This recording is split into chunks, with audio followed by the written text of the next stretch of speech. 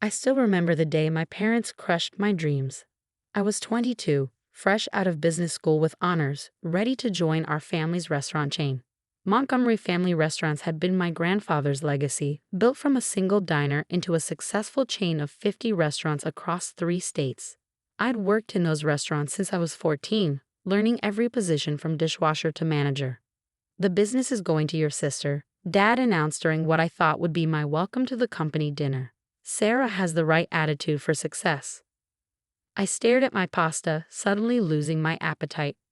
Sarah, my 25-year-old sister, smirked from across the table. She'd never worked a day in the restaurants, spending her time shopping and posting on social media about being a future CEO.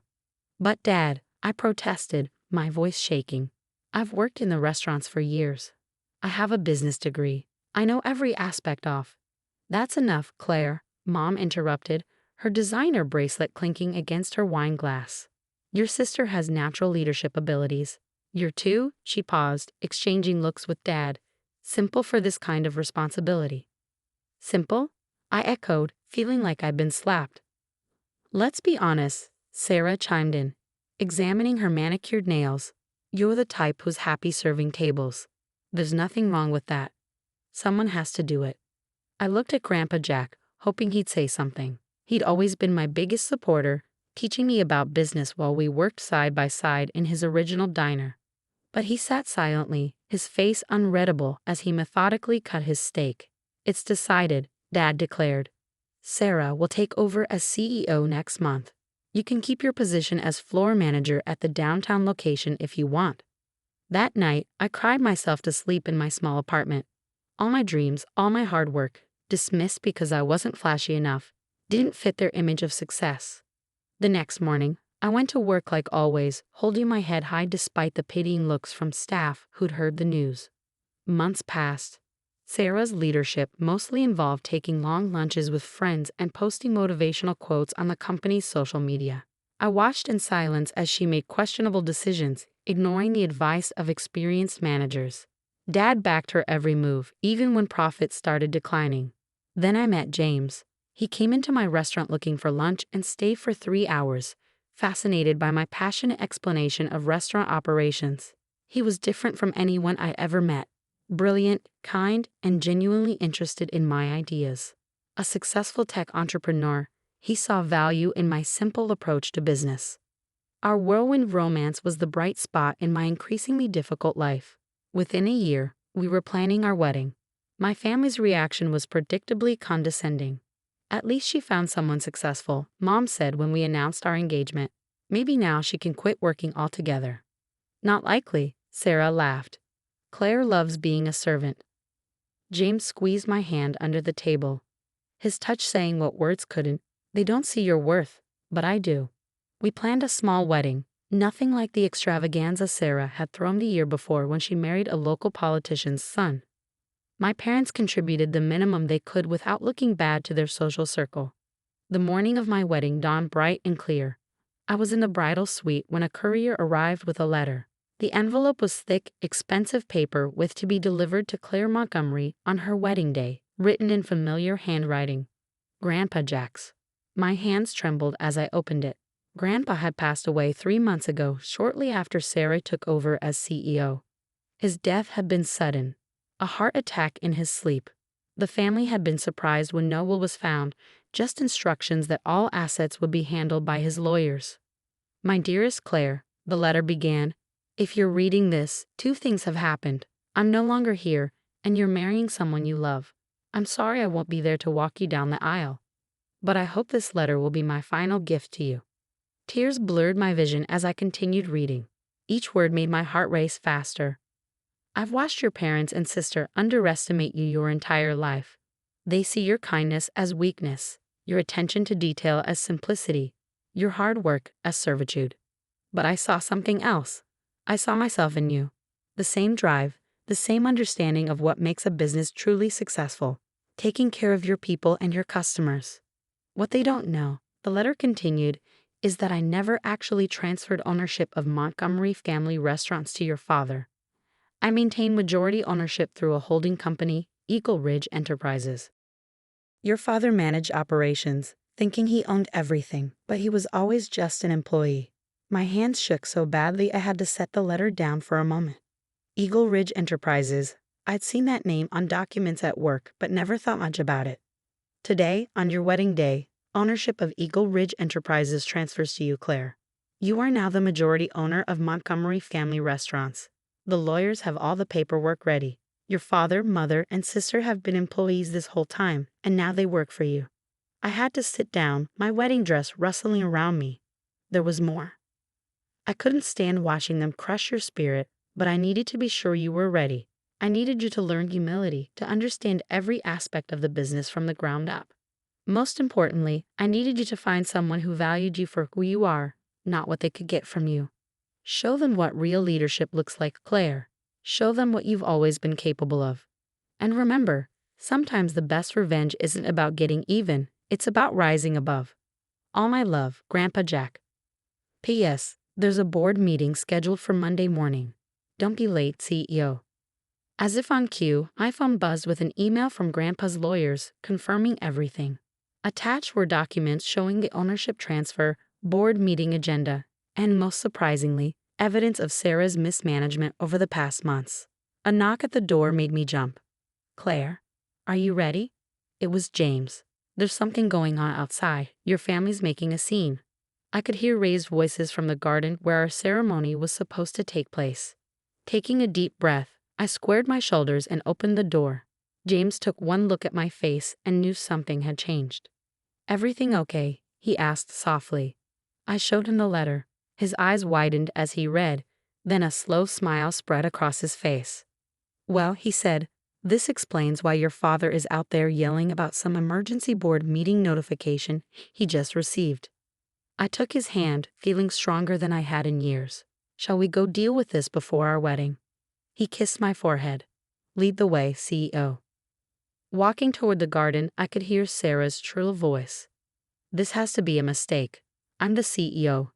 I run this company. I emerged into the sunlight, the letter secure in my hand, ready to show my family exactly what their simple daughter was capable of. Sometimes the best moments in life come precisely when you've been underestimated the most. And this was just the beginning. The garden had fallen silent as I walked down the path, my white wedding dress catching the morning sunlight. Dad was red-faced, clutching his phone, while Mom kept smoothing her designer dress, a nervous habit she had for years. Sarah stood slightly apart, her perfectly made-up face twisted in confusion. What's going on? She demanded as soon as she saw me. Why are we getting notifications about an emergency board meeting? And why? Her voice rose to a shriek. Why does it list you as CEO? I looked at my family, really looked at them, and for the first time, I didn't feel small under their gaze. Because that's what I am, I said calmly, holding up Grandpa's letter. Would you like to read what Grandpa Jack had to say? Dad snatched the letter from my hands, his eyes scanning the pages rapidly. Mom and Sarah crowded around him, their faces growing paler with each line. The wedding guests watched in fascinated silence. This is impossible, Dad whispered, but I could see the recognition in his eyes. He knew it was real. Eagle Ridge Enterprises, all this time, I confirmed, you were just an employee, a manager, just like me. Sarah lunged forward, her finger jabbing at my chest. You planned this. You somehow tricked Grandpa. Sarah, James interrupted, his voice carrying quiet authority. Your grandfather was one of the shrewdest businessmen in 3 states. Are you suggesting he was easily tricked? Or perhaps you think he didn't know exactly what he was doing? She fell silent, but her eyes blazed with fury. The board meeting is Monday at 9 a.m., I continued, straightening my shoulders. I expect everyone to be there. But right now, I smiled at our guests. I'm getting married. You can't do this to me, Sarah suddenly screamed. I'm the CEO. I have contracts, commitments, all of which will be reviewed on Monday. I cut in. Now you can either stay for the wedding as my family or you can leave. Your choice.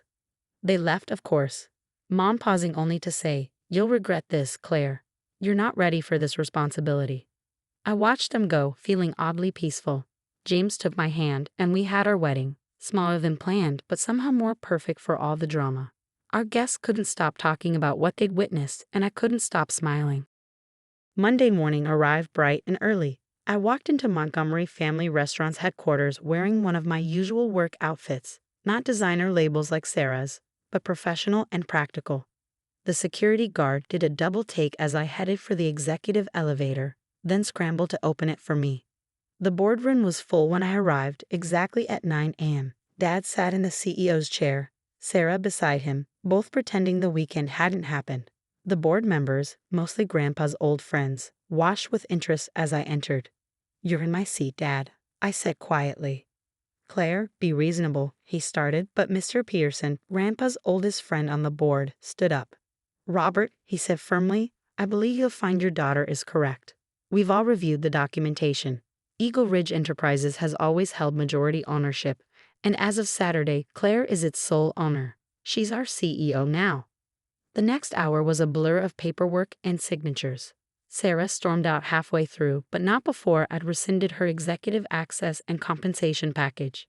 Dad sat through it all, his face growing grimmer as each document revealed just how completely he'd misunderstood his position in the company. "Now," I said once the legalities were handled, "let's talk about the company's performance over the past few months." I pulled up a presentation I prepared, showing declining profits, questionable expenses, and customer complaints that had been ignored. Under Sarah's leadership, we've lost 15% of our regular customers. Staff turnover has increased by 40%. 3 of our most profitable locations are operating at a loss. The board members nodded grimly. They'd known things were bad but hadn't had the power to intervene. "Here's my plan to turn things around," I continued, laying out strategies I'd been developing for years. "We're going back to basics: quality food, excellent service, and taking care of our people. Every executive will spend 1 week per quarter working in our restaurants, including me. We're reinstating the employee education program Grandpa started and expanding it." I could see the board members' approval, several of them smiling as I outlined my vision. Even Dad looked surprised by the depth of my understanding. The next few months were intense. I worked harder than ever, spending time in every restaurant, meeting with staff at all levels. James supported me completely, using his tech expertise to help modernize our systems while keeping Grandpa's core values intact. Sarah tried to cause problems, spreading rumors about how I'd stolen the company. But the truth was easy to prove, and her credibility disappeared as the restaurants began to thrive under my leadership. Mom and Dad took longer to come around. They watched from a distance as I implemented changes, as profits began to climb, as employee satisfaction scores rose. Dad still worked for the company. I hadn't fired him because, despite everything, he was good at operations when he wasn't distracted by status and image. The real turning point came 6 months later. I was working the dinner shift at Grandpa's original diner, something I did regularly to stay connected to our roots. When they came in, they sat in their usual booth, looking uncomfortable as I approached with menus. "Welcome to Jack's," I said professionally. "Today's special is Grandpa's famous meatloaf." "Claire," Mom started, then stopped, looking around the busy restaurant. Every table was full. The staff moved with purpose and smiled genuinely, and the atmosphere buzzed with satisfaction. "The place looks good." "It is good," I replied. "All our locations are. Profits are up 25% from last year. Staff turnover is at an all-time low, and we're opening 2 new restaurants next month." Dad cleared his throat. "We were wrong," he said finally. "About you. About everything. Your grandfather. He knew exactly what he was doing." I nodded, feeling the weight of keys in my pocket, the same keys Grandpa had given me when I started as a dishwasher at 14. "He taught me that success isn't about looking important," I said. "It's about being important to your people." "And Sarah?" Mom asked hesitantly. "She's welcome to apply for an entry-level position," I answered. "Same as anyone else. She'll have to work her way up, if she wants to." They nodded slowly, understanding finally settling in. I took their orders and went back to work, leaving them to process how thoroughly their simple daughter had transformed their world. Later that night, after closing, I sat in Grandpa's old office, my office now, looking at his picture on the wall. The letter he'd given me on my wedding day was framed beside it. James brought me a cup of coffee and sat with me just like he had every night since this journey began. "Penny for your thoughts?" he asked. I smiled, touching the frame of Grandpa's picture. Just thinking about how sometimes the best revenge really isn't about getting even. It's about proving them wrong by being exactly who you always were. And who is that? James asked, though he knew the answer. The girl who loved this business enough to start as a dishwasher. The woman who knows every employee's name. The CEO who still works dinner shifts. I stood up, gathering my things. Come on, let's go home. We're hosting the employee scholarship dinner tomorrow, and I want to make Grandpa's famous apple pie for it. As we left, I paused in front of the original diner sign Grandpa had hung in the lobby. Montgomery Family Restaurants, it read, where everyone is family. And finally, after all this time, it really was true. The next morning, I arrived early to find Sarah waiting in the lobby. She looked different, simpler, without her usual expensive clothes and perfect makeup. She held a job application in her hands. I'd like to apply for a server position, she said quietly. If that's okay. I looked at my sister, really looked at her, and saw something I'd never seen before, humility. Training starts Monday at 7 a.m., I said, taking the application. Don't be late. Sometimes family has to fall apart completely before it can be rebuilt into something stronger. And sometimes the person they call simple turns out to be the one who can put it all back together. Grandpa had known that all along, and now finally, so did everyone else.